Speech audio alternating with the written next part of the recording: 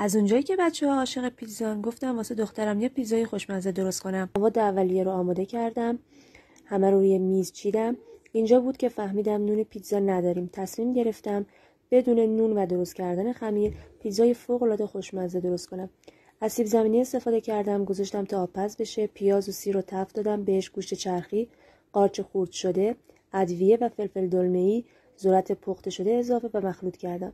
سیب زمینی آبپز رو پوره کردم، بهش تخم مرغ، نمک و فلفل، زردچوبه اضافه و کامل مخلوط کردم تا مثل خمیر بشه.